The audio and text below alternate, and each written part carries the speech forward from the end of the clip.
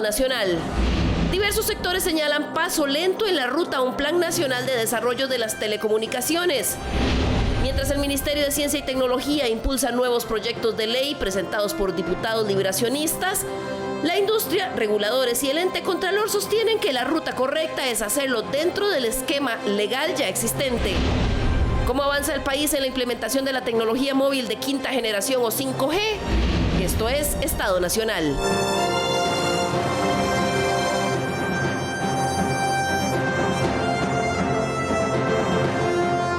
Muy buenos días, muchas gracias por acompañarnos nuevamente en otra edición de Estado Nacional. Gracias por compartir una parte de la mañana de su domingo con nosotros. El día de hoy vamos a ampliar un tema que apenas empezamos a conversar hace un par de semanas aquí en la mesa de Estado Nacional y que tiene que ver con un tema que quedó en mayor evidencia cuando nos golpeó la pandemia, los problemas de conectividad y acceso que aún arrastra el país. Por eso hoy quisimos ampliar un poco más el enfoque y analizaremos también cómo está el futuro de las telecomunicaciones en el país, ya no solo con el tema de conectividad y acceso de los muchachos, de los estudiantes para su educación virtual, sino también la política nacional en general de telecomunicaciones.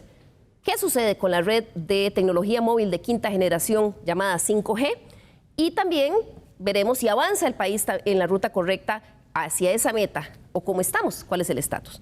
Para ello agradecemos muchísimo la presencia el día de hoy en el programa de la ministra de Ciencia, Tecnología y Telecomunicaciones, la doctora Paola Vega. Ella es ingeniera eléctrica con maestría en microelectrónica y microsistemas. Es además la primera mujer en obtener un doctorado en microelectrónica en el Instituto de Nanotecnología y Electrónica Médica de la Universidad de Hamburgo. Buenos días, señora ministra, y sin duda una de esas mujeres que está abriendo brecha en un campo que históricamente había sido dominado por hombres.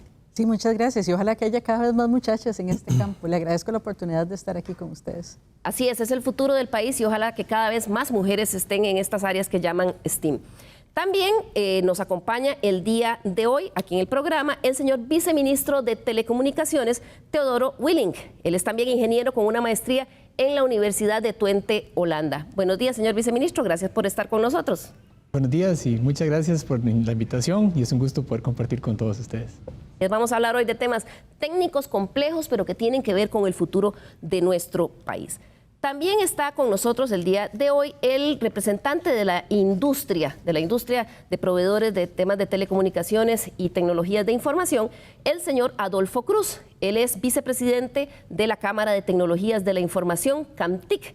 Es una cámara que agrega a ¿cuántas empresas, don Adolfo? Aproximadamente 250 empresas. La mayoría de ellas pymes. La mayoría, el 85% son pymes. Don Adolfo es también CEO de la empresa Proximity, una empresa que se encarga de desarrollar software para mercado norteamericano.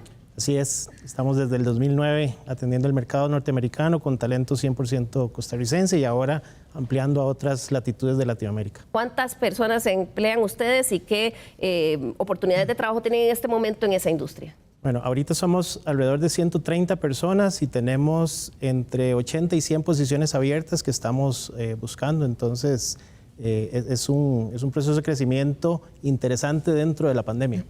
Bueno, ahí es donde va el futuro de los negocios del país. Y también está con nosotros doña Mariliana Méndez. Ella es secretaria general de la Asociación Interamericana de Empresas de Telecomunicaciones, ASIET, y fue también expresidenta del Consejo de la Superintendencia de Telecomunicaciones, SUTEL, otra de esas mujeres que está abierto brecha en el país en estos temas. Muchas gracias, Liliana. Buenos días y buenos días a la señora ministra, al señor viceministro Adolfo. Gracias por la invitación. Esta Secretaría General a ASIET, ¿a quiénes agremia y un poco cuál es el objetivo que tiene esa organización? Es una asociación que ya tiene cerca de 40 años de funcionar y agrupa a las empresas de telecomunicaciones más grandes que trabajan en América en general. Y hemos dedicado esos 40 años a fomentar el diálogo público-privado para el desarrollo de la digitalización en América Latina.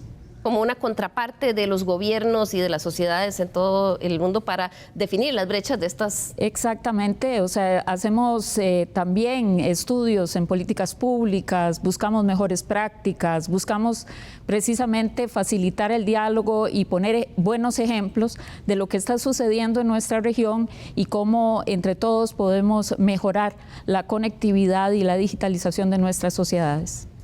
Bueno, y para entrar ya en materia, como analizábamos hace unas semanas aquí en Estado Nacional, la pandemia dejó en evidencia en nuestro país el grave problema de acceso y conectividad que tiene Costa Rica.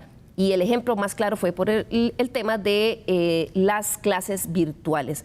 Nos dimos cuenta que los muchachos de primaria y secundaria tenían realmente una brecha para una efectiva conectividad. Lo peor de todo, que analizábamos en la última vez que tocamos el problema aquí en el programa, es que el problema no se da por falta de recursos, sino porque ha habido una lenta ejecución de esos dineros existentes en el Fondo Nacional de Telecomunicaciones, pero sobre todo por la lentitud en la definición de una política pública en esta materia. Algunos diputados impulsan proyectos para que mediante nuevas leyes se logren ejecutar los fondos de Fonatel. Sin embargo, la Contraloría General de la República, informes del Departamento de Servicios Técnicos de la Asamblea Legislativa y hasta el mismo ente regulador, SUTEL, han señalado la inconveniencia y posible duplicidad de funciones para hacer algo que ya de por sí se establecía en la Ley General de Telecomunicaciones. Ahí habíamos quedado en la última conversación que tuvimos aquí en Estado Nacional. Tal vez para comenzar con el tema, señora ministra, el MISID apoya estas iniciativas legislativas que han presentado los diputados Warner Jiménez y Yorleni León, a pesar de todas estas recomendaciones en contra que hay de diferentes actores. Sí, muchas gracias. Bueno, en primer lugar, con respecto al proyecto de ley Programa Nacional de Alfabetización Digital, impulsado por la diputada Yorleni León, desde el MISID sí apoyamos ese proyecto de ley, junto con el MEP también, y comentar que a nuestro juicio sí es necesario, a nuestro criterio técnico, sí es necesario un proyecto de ley, porque estamos hablando en primer lugar de la importancia de la alfabetización digital, que es tan importante como ahora saber leer y escribir. Por otro lado, que esto no debe depender de cuál sea el gobierno de turno, quién esté en tal o cual institución, sino que debe ser un esfuerzo permanente, y al hacerlo por el sistema educativo estamos hablando de dar oportunidades a todas las personas a lo largo y ancho del país, y de una manera gratuita ofrecer esa posibilidad de obtención de conocimientos y habilidades. Esto es muy importante si queremos hablar de la transformación digital del país y especialmente las regiones periféricas donde ha habido mayor desventaja. Y la alfabetización digital, cuando nosotros vemos la actual Ley General de Desarrollo de Telecomunicaciones, observamos una cosa.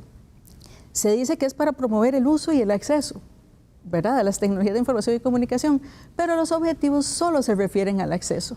Y para ahora cerrar la brecha digital de uso, es decir, que las personas tengan el conocimiento para aprovechar estas tecnologías al máximo, necesitamos que sean alfabetizadas digitalmente. Por eso nosotros apoyamos este proyecto de ley, lo vemos como una gran oportunidad para el país. Pero señora ministra, dijo la Contralora General de la República, y yo me tomé el tiempo de ver la totalidad de su comparecencia en la Comisión Legislativa, donde además contradijo bastantes veces a la diputada Yorleni León diciendo: no considero que sea necesaria una ley porque ya existe el marco de la Ley General de Telecomunicaciones y sería una duplicidad. Hasta mencionó en su presentación, lo dijo, esto podría generar un problema adicional. Bueno, en primer lugar comentar que ahí yo tengo un criterio diferente y lo respeto mucho, el de la señora Contralora, pero sí es diferente definitivamente. ¿Usted cree que se equivoca la Contralora? Yo creo que es que si nosotros revisamos la ley con detalle, observamos que, en primer lugar, solo se puede financiar con Fonatel los objetivos que están en la ley, y en ese objetivo no está la alfabetización. Pero no debería simplemente el MISID ponerlo en los objetivos, digo, porque la Contraloría ha dicho que le corresponde al Ministerio hacer poner los objetivos. Usted hace una importante observación, porque una cosa son las metas y otra los objetivos. Los objetivos están definidos en la ley. ¿Qué podemos financiar con Fonatel? Acceso universal, servicio universal y solidaridad de las telecomunicaciones. No se habla en ningún momento de la alfabetización digital. Nosotros podemos poner en el Plan Nacional de Desarrollo de Telecomunicaciones algunas iniciativas relacionadas con eso, pero no pueden ser en este momento financiadas por Fonatel porque la ley no lo permite, no lo indica explícitamente. Y como funcionarios públicos solo podemos hacer lo que la ley explícitamente nos faculta hacer. Dijo el representante de la Superintendencia General de Telecomunicaciones la última vez en el programa que eso no era así, que eso se podía hacer a través de los fondos de Fonatel. También coincidió en ese criterio la Cámara de Empresas Infocom.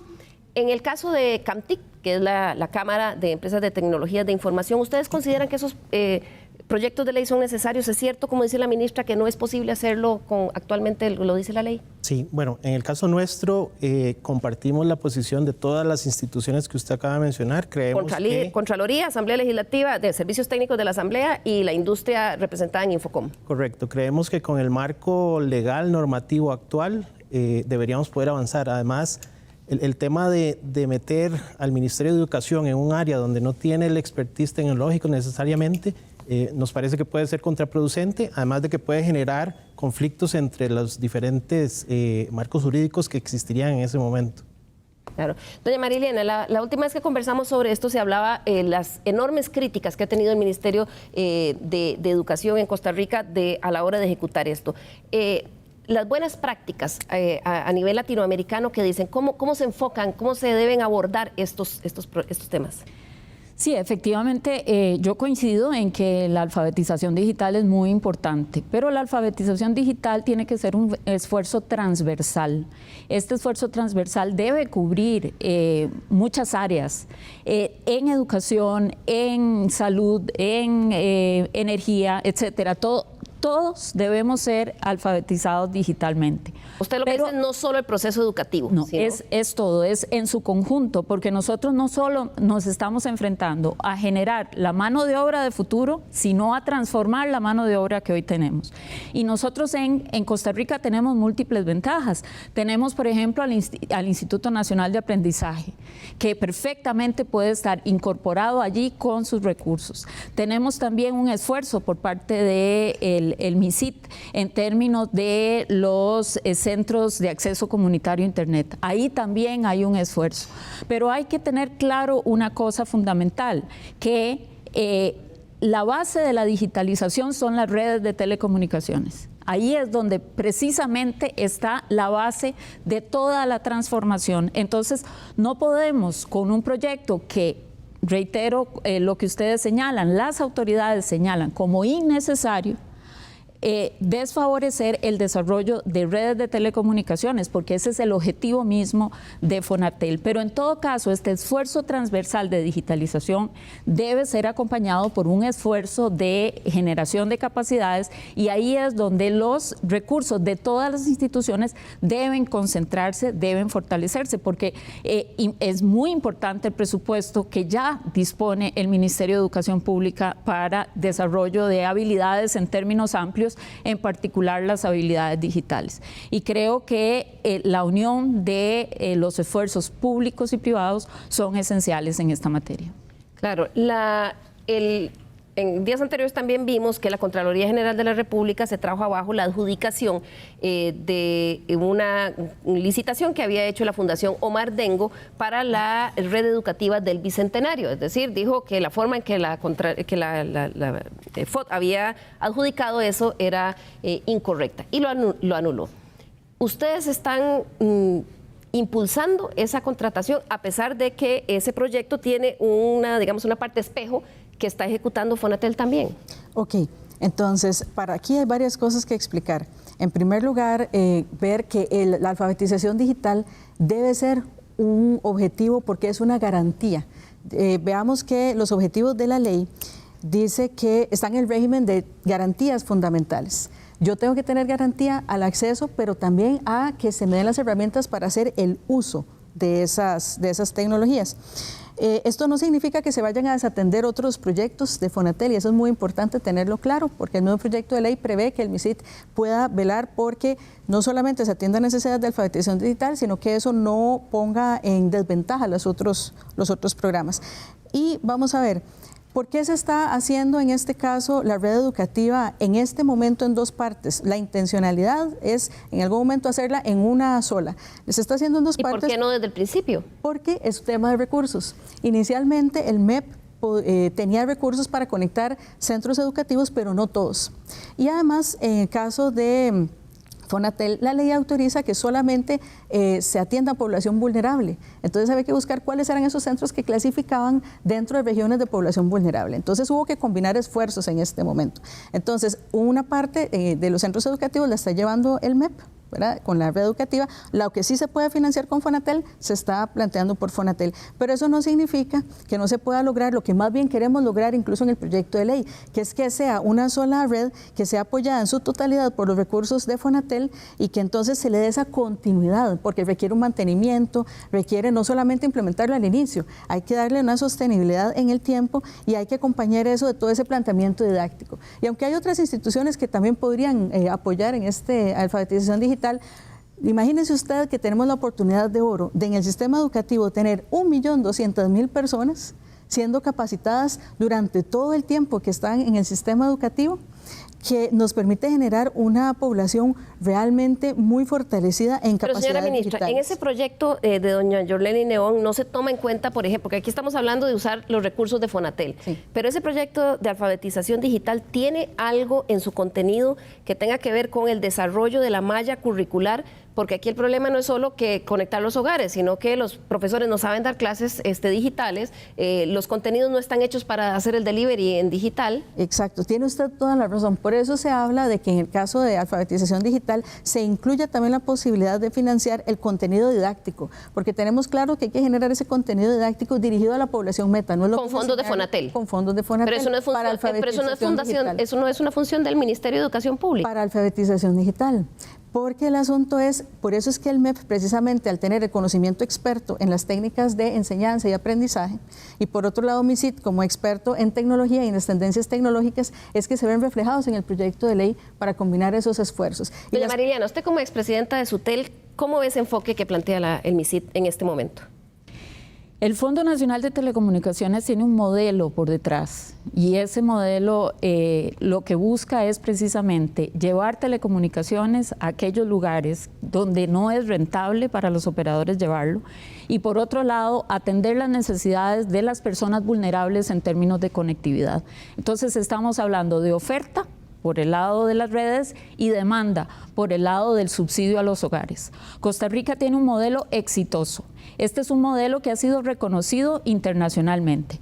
Recientemente, el Banco Interamericano de Desarrollo lanza un estudio desarrollado por Héctor Huisi, quien fuera subsecretario de TIC de Argentina, y en este sentido Costa Rica sale muy bien calificado. O sea, su Fondo Nacional de Telecomunicaciones sale muy bien calificado.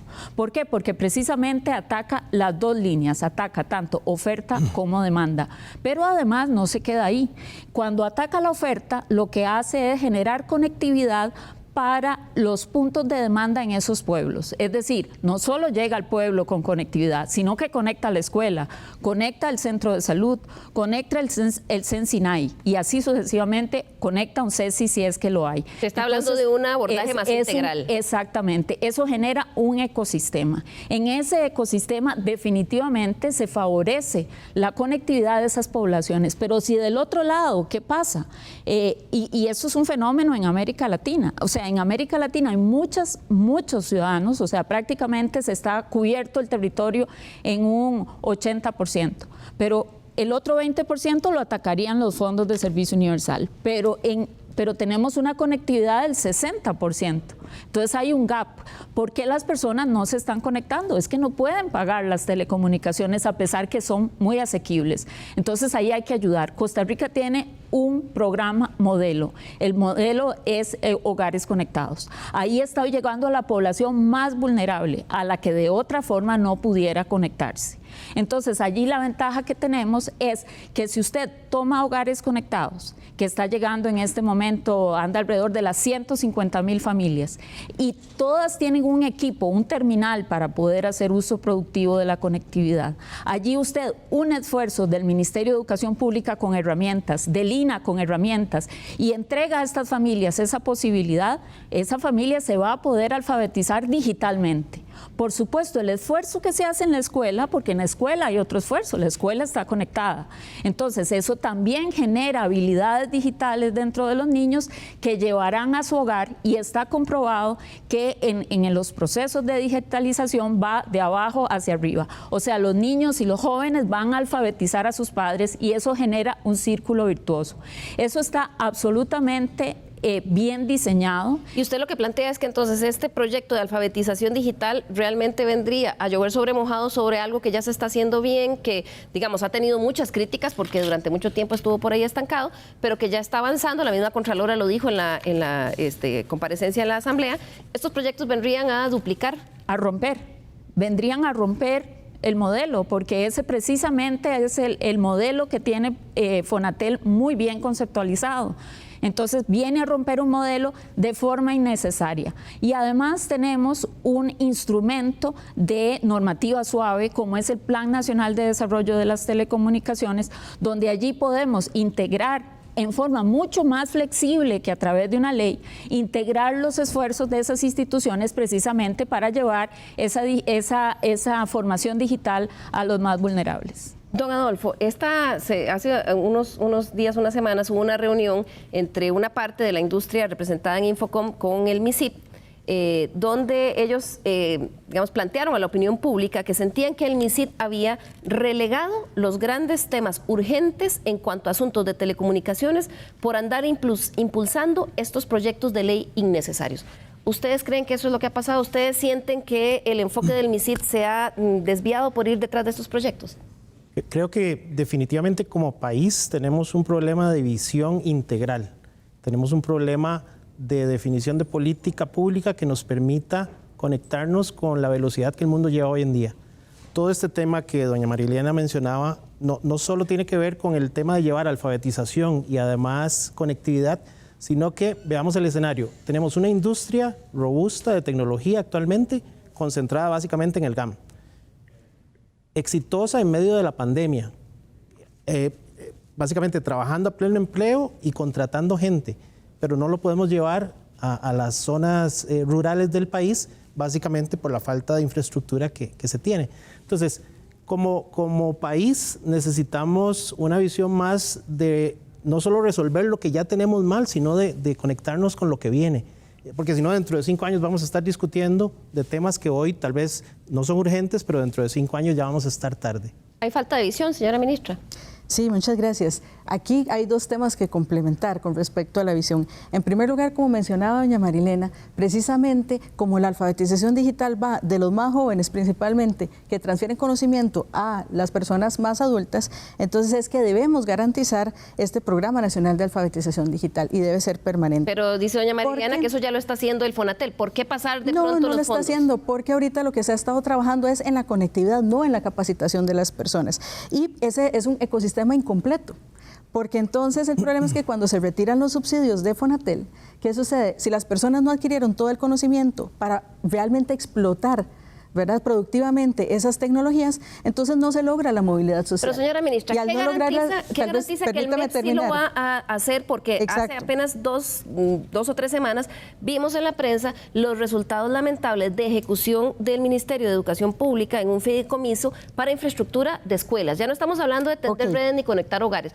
No pudieron ejecutar los dineros para construir las escuelas. Voy terminando esta idea. ¿Por qué el MISIP cree que el MEP sí va a poder hacer esto otro? Bueno, en primer lugar, ese fideicomiso tiene condiciones muy particulares que el mismo ejecutor del fideicomiso dijo que era demasiado amarrado. Ese es un tema aparte.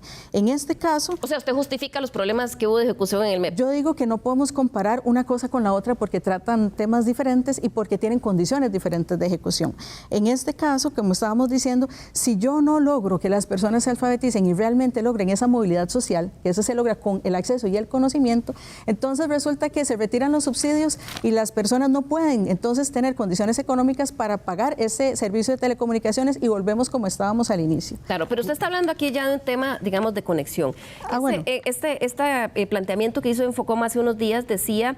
De 5G. No, en general dice, alerta de la falta de decisión sobre la importante agenda pendiente de construcción conjunta y articulada del Plan Nacional de Desarrollo de Telecomunicaciones y la elaboración de una hoja de ruta y un cronograma para el desarrollo de la tecnología 5G. De 5G vamos a hablar ahora en la segunda parte del programa, pero ellos lo que están diciendo es que al ministerio le falta una visión y que se está enfocando en dos proyectos de ley únicamente y que no está trabajando en la agenda de Plan Nacional de Desarrollo de Telecomunicaciones. Bueno, eso precisamente nosotros tuvimos una reunión con don Mario Montero, presidente de Infocom, otros compañeros de Infocom, que resultó muy productiva y estamos muy satisfechos del diálogo que tuvimos. Aquí el tema es que nosotros hemos hecho un trabajo que ha sido constante pero discreto, y probablemente lo que se ha visto más a nivel de medios es precisamente el tema del proyecto de ley, porque ha habido más ¿Ustedes coinciden, don Adolfo, de que el trabajo ha sido constante y discreto pero efectivo en el tema de y le voy a desarrollo comentar por qué, porque es que no puedo del Plan Nacional de Telecomunicaciones? Yo considero que el MISIT ha hecho trabajo importante, pero esa falta, de nuevo, esa falta de visión para conectar lo que ya tenemos rezagado con lo que viene, es algo que tenemos que levantar la bandera de que no está pasando hoy en día, ¿verdad? Y entonces... no está sucediendo. Lo que nos pasa es que vamos siempre atrás, ¿verdad? Y eso en un mundo tecnológico es lo peor que uno puede tener. ¿Está pagando el país un costo por este retraso? Yo diría que sí. De hecho, y lo podemos hablar ahora en la sección de 5G, ya hay negocios que se están perdiendo por falta de esa visión. Claro. Vamos, señora ministra, concluimos aquí. Sí, tal vez para completar la idea. Se ha venido trabajando en esto, ha sido un proceso largo de ordenamiento del espectro, recuperación de frecuencias. Hay un trabajo allí, el Plan Nacional de Desarrollo de las Telecomunicaciones, se ha estado trabajando en la metodología, este año lo estamos construyendo, se va a hacer las convocatorias a los sectores que están involucrados, y muy importante, esta vez debemos involucrar muy cercanamente a los gobiernos locales, porque este plan tiene que poner mucho énfasis en aquellas regiones fuera de GAM donde no hemos llegado. Y precisamente para asegurarnos esto, en los diálogos regionales hemos mantenido un trabajo muy cercano con alcaldes, también hemos estado contactando a los operadores para ver cómo entre todos podemos darle forma a esas soluciones y plasmarlas en este plan, y por supuesto en lo que queda del año, qué podemos hacer de forma básicamente inmediata en este año. Claro, porque el tema de los gobiernos locales es vital para el avance en esto. Vamos a hacer aquí nuestra primera pausa comercial y al regresar vamos a hablar de la famosa 5G. ¿Qué es? ¿Por qué es importante? ¿Y en dónde estamos? Ya regresamos.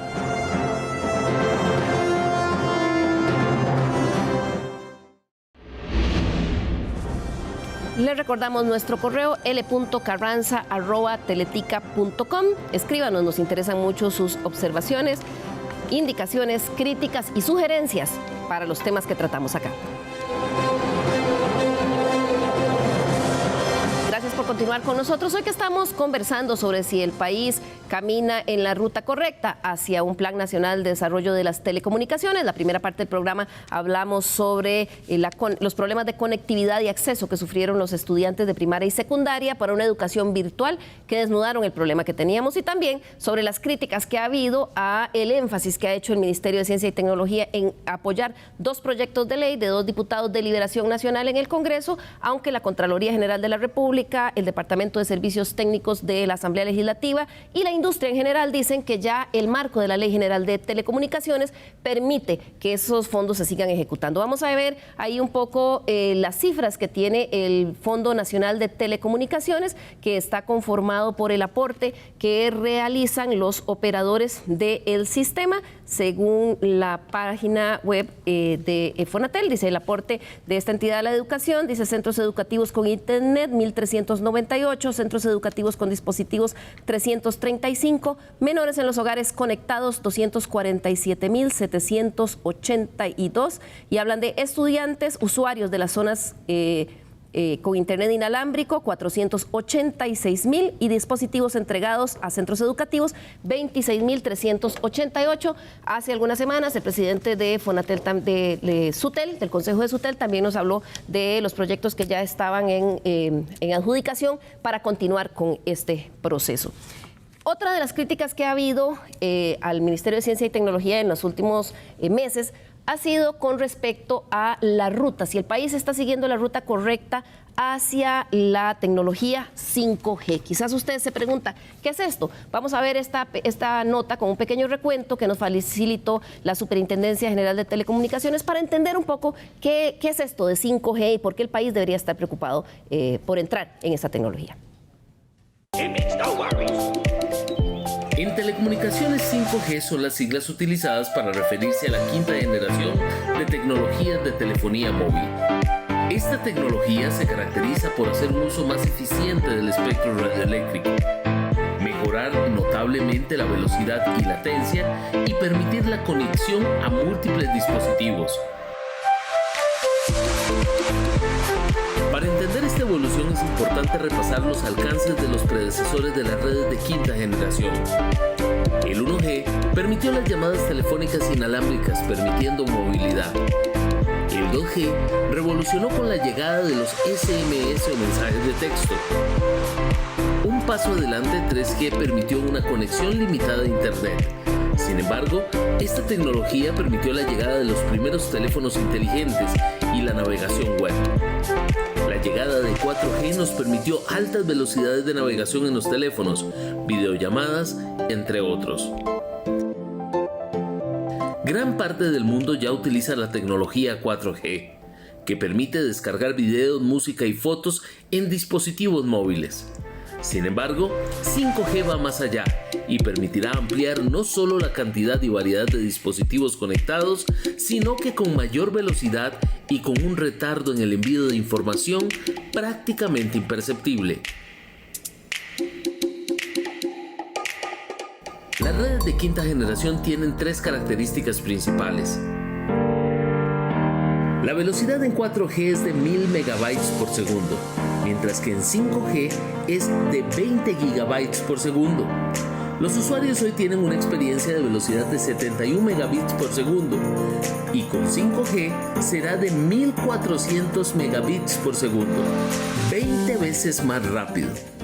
Esto permitiría descargar una película de alta definición en aproximadamente 10 segundos. La siguiente característica es la latencia o tiempo de retorno de la información. Pasamos de 50 milisegundos en 4G a 1 milisegundo en 5G, lo que conocemos como comunicación de baja latencia ultra confiable.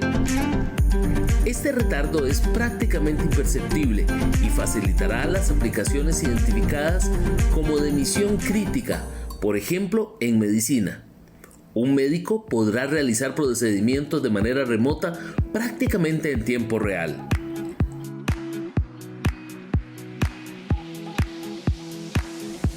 También la automatización de la industria, donde la información viajará de máquina a máquina para mejorar la producción. La tercera característica es la densidad. En 4G es de 3220 equipos conectados por kilómetro cuadrado. En 5G se permitiría hasta 1 millón de dispositivos. Esto es posible gracias a ondas milimétricas que utilizan las altas frecuencias, que en un principio no se utilizaban porque tienen dificultad para sobrepasar obstáculos, como casas o árboles. Sin embargo, para solucionarlo apareció la tecnología de celdas pequeñas.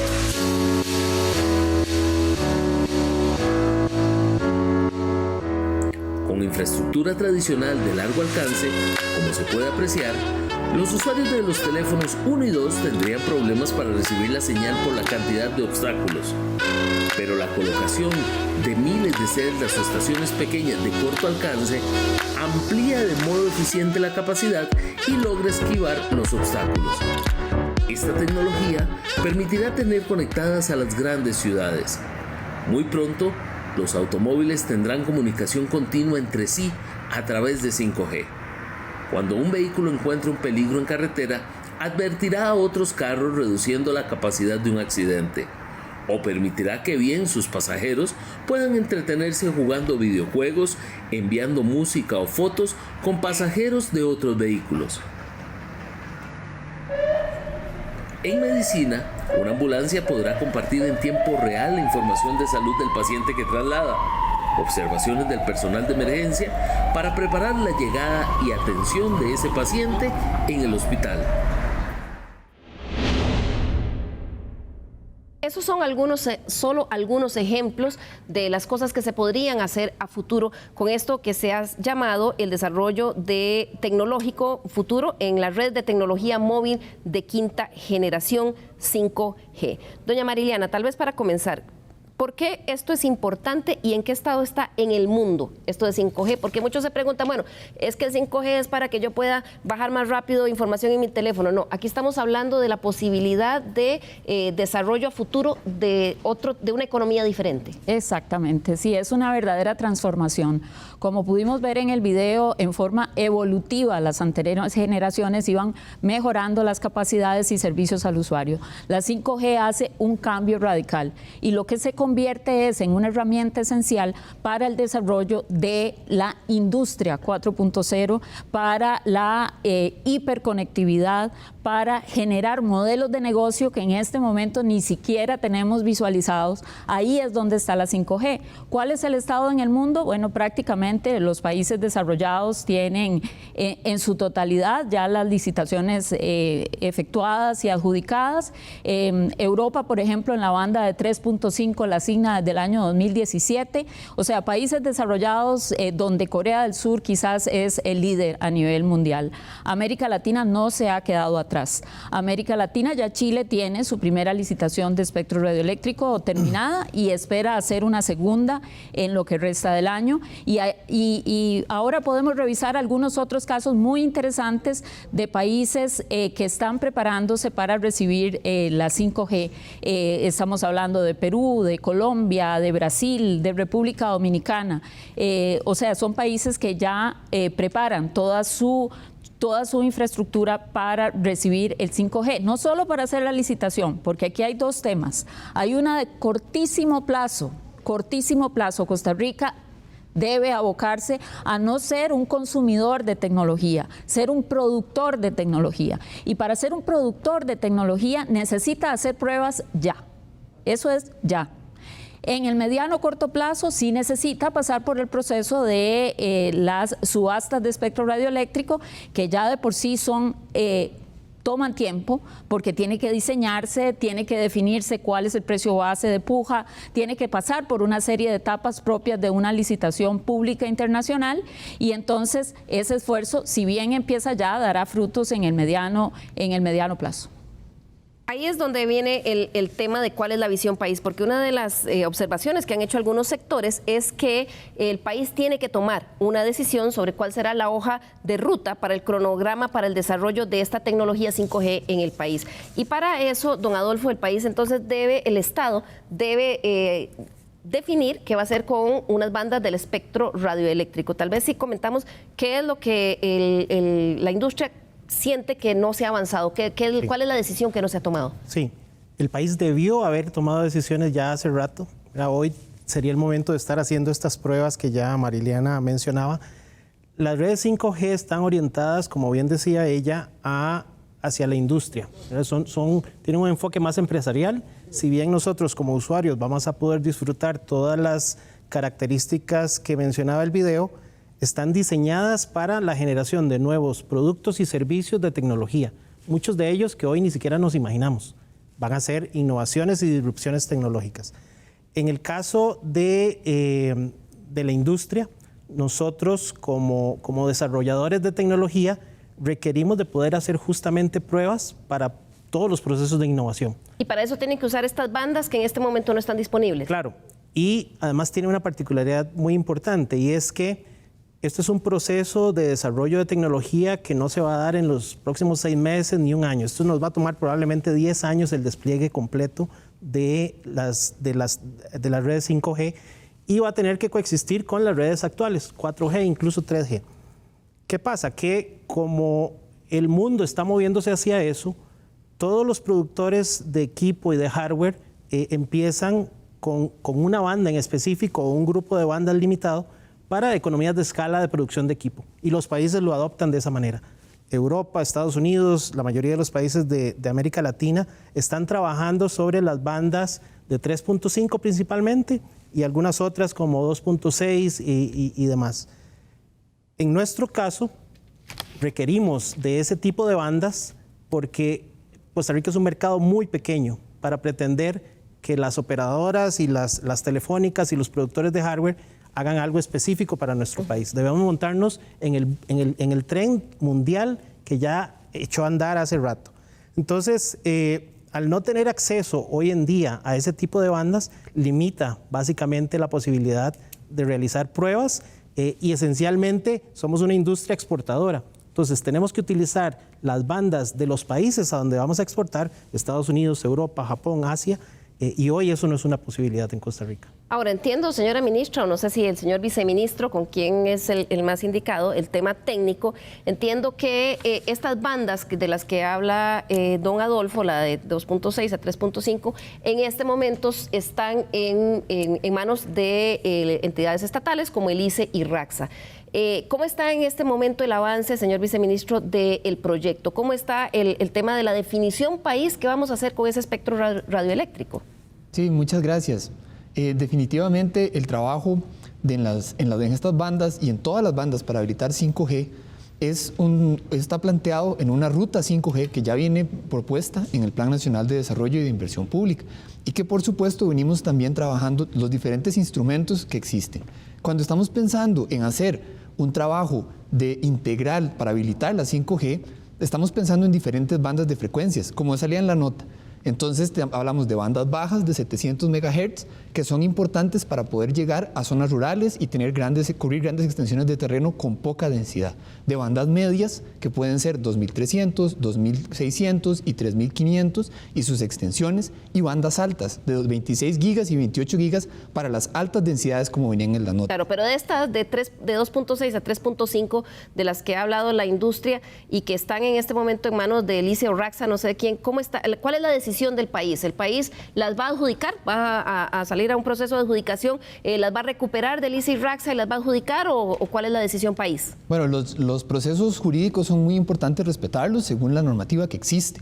Lo que hemos hecho en este momento, y como lo señalaba don Adolfo, es urgente habilitar cuanto antes las bandas que puedan permitir empezar a hacer esos desarrollos. Entonces, las bandas de 2300 y de 3300 a 3400, que son bandas vecinas de estas otras bandas, ya se están habilitando a través de una reforma en el Plan Nacional de Atribución de Frecuencias. ¿Es suficiente eso, don Adolfo? No es suficiente, básicamente porque, de nuevo, estamos hablando de atender desarrollos, incluso diseños de equipo y de software que atiende a mercados externos, mercados que están usando bandas muy específicas para el desarrollo de equipo muy específico. Le puedo contar un caso muy puntual. Hace básicamente un mes, mi empresa empezó en negociaciones con un potencial cliente en Estados Unidos y pasamos todas las validaciones necesarias hasta que llegamos al punto de nuestra capacidad para probar el desarrollo que íbamos a hacer para ellos sobre bandas justamente 3.5. Evidentemente hoy no tenemos ni 3.5 ni ninguna otra.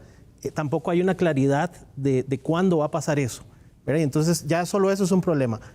Uno como empresario tiene que resolver, ¿verdad? Yo no le voy a decir a mi cliente no puedo, ¿verdad? Entonces empecé a moverme y básicamente uno de los operadores privados que operan acá me ofreció la oportunidad de hacer esas pruebas en Nicaragua o en Guatemala. Entonces yo como empresario me digo, ¿cómo es posible que el segundo país más pobre de América Latina tenga la capacidad de ofrecerme una infraestructura que yo necesito para exportar negocios de altísimo valor agregado, ¿verdad? Mientras que en Costa Rica hoy todavía estamos discutiendo qué va a pasar con las bandas estas y las demás, ¿verdad? Señor viceministro, ¿por qué Nicaragua sí es capaz de ofrecer esto, digamos, para futuros negocios que probablemente tenga que ver dónde va a estar la reactivación económica después de la pandemia y Costa Rica no? En este caso específico del que hablaba don Adolfo. Porque recordemos que en Costa Rica la solidez jurídica con la que se atienden estos trámites ha permitido que se lleve un desarrollo constante y seguro de estos espacios. ¿Cuál es la decisión país con el tema de estas bandas que están en propiedad del ICE y RACSA? Tenemos precisamente una ruta, es decir... ¿Pero cuál es la decisión país? ¿El país se las va a pedir, siguiendo todo ese proceso jurídico del que usted habla, se las va a pedir para recuperarlas y luego adjudicarlas, o va a decidir que el ICE se las va a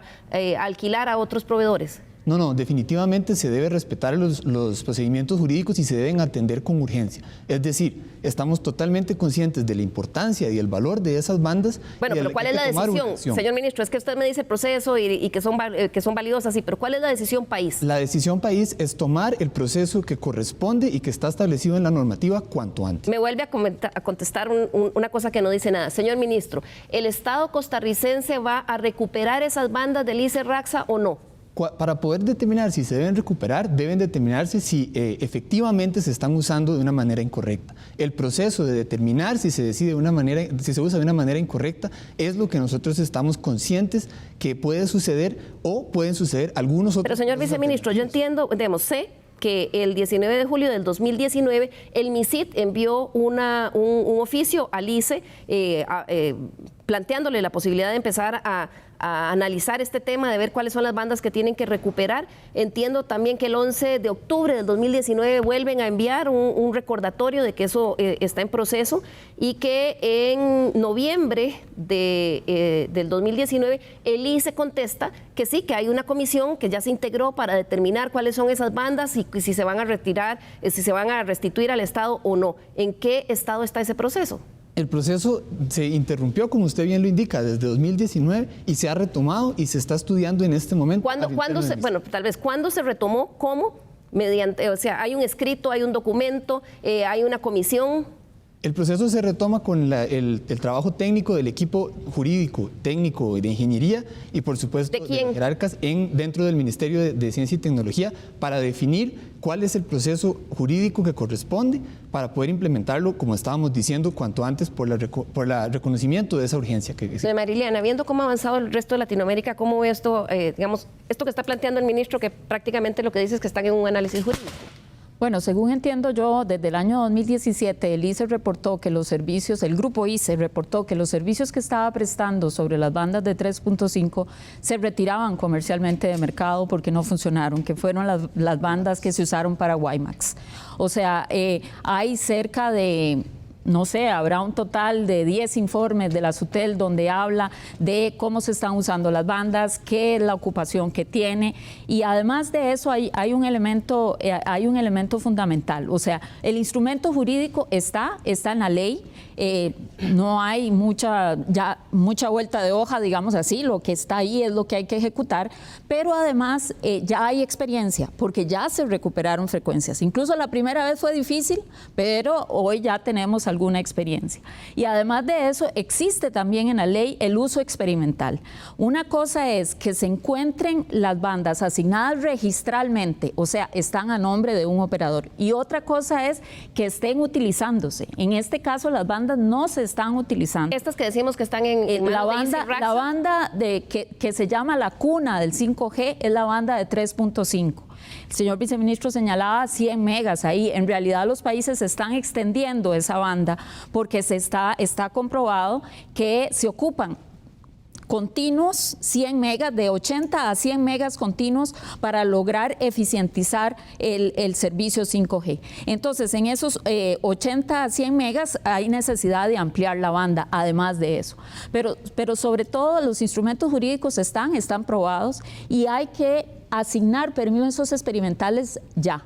O sea, esos permisos experimentales lo único que ocupan es que se verifique que no están interrumpiendo ningún servicio y como ya comercialmente lo retiraron, no está interrumpiendo ningún usuario, ningún servicio entregado al usuario y eso puede ser de forma inmediata. Sí, yo quisiera agregar, este es uno de esos casos, ¿verdad?, raros en nuestro país, en donde la decisión no pasa por Asamblea Legislativa y no nos tiene que tomar años de discusión. Son bienes del Estado, que el Estado está obligado a darle un uso eficiente, ¿verdad? Están en desuso, como dice Mariliana, o subutilizados. Podrían generarle ingresos a Fonatel que podrían reinvertirse en todos los programas que hablábamos antes, ¿verdad? Entonces, uno dice, todas las condiciones están dadas para tomar una decisión y echar adelante. Se puede suscribir un acuerdo o un documento de mutuo acuerdo entre el gobierno y el grupo ICE, que hoy tiene esas bandas, y básicamente avanzar. La ley lo contempla, hay específicamente establecido que se puede hacer de esa manera. Entonces ahí es donde yo digo que falta un tema de visión y un tema de acción. que a los empresarios ya nos está costando dinero y al país le está costando en no montarse en ese tren que ya va lejos, ¿verdad? Y los países lo mencionaban antes. ¿Y qué va a pasar? Que todas esas inversiones, generación de empleo, en medio de una crisis económica, en medio de una pandemia, van a terminar haciéndose en otros países, porque como empresarios nosotros no podemos dejar de ofrecer nuestros servicios. Entonces, es un esquema perder definitivamente. Señor viceministro, yo entiendo que existe un informe de la Contraloría General de la República desde el año 2012 que ordenó, dice, identificar y revisar por parte del MISIT todas las adecuaciones de títulos habilitantes tramitadas con el fin de determinar si las adecuaciones, etcétera. O sea, desde el 2012. Tenemos estos oficios desde el 2019 en donde el ICE ya decía que hay que había una comisión trabajando en eso. Usted mismo dice que se interrumpió en el 2019. ¿Cuál es el estatus de esto? Sobre todo considerando, doña Mariliana me decía el otro día que una vez que el país tome una decisión, incluso de salir y licitar, si esa es la decisión que toma, se puede tardar hasta 2 años en ejecutar, en poder otorgarlo.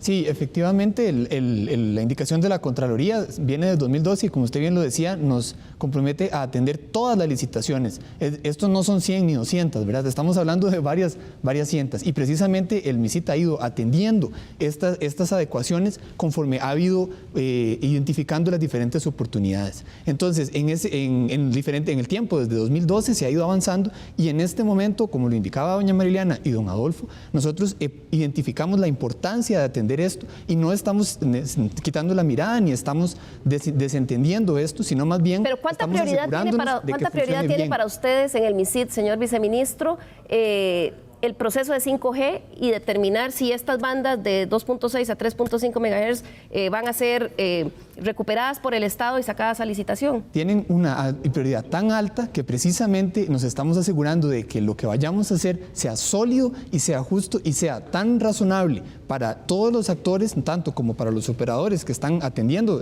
más bien con interés de poder utilizar esta banda. Pero esto empezó en el 2019, pasó 2020. ¿Cuándo cree usted que haya algún avance con esto? Porque eso que usted me está diciendo está, así como me lo está planteando, está en el mismo estado que cuando se emitió el informe de la Contraloría. Y definitivamente después 2012. de este año esto no va a pasar, preferiblemente en el primer semestre. Pero hay una decisión del gobierno, señora ministra, y tal vez se lo pregunto a usted como jerarca. ¿El Estado costarricense está decidido a recuperar esas bandas o todavía no ha tomado esa decisión? Bueno, en primer lugar, comentar que definitivamente hay interés en esas bandas de parte del gobierno. Eso es indiscutible.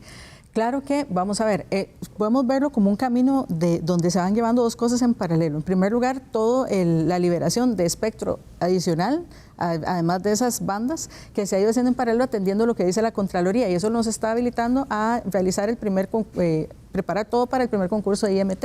En paralelo, también estas bandas que, como sabemos, tienen una condición muy particular, ¿verdad? Están en manos ya, digamos, ya están adjudicadas, pero que lleva todo un proceso de trámite en el cual hemos estado ya revisando los documentos, analizando, porque aquí se puede ir uno, a pesar de que hay vías jurídicas, pero se puede ir uno por una vía más rápida que otra. Y por supuesto, sabiendo la urgencia, entonces, como decía el señor viceministro, estamos revisando bien todo para que las acciones que tomemos nos conduzcan, ojalá, de la manera más rápida a tener esas bandas ya habilitadas, posibilitadas, ¿verdad? Y disponibles.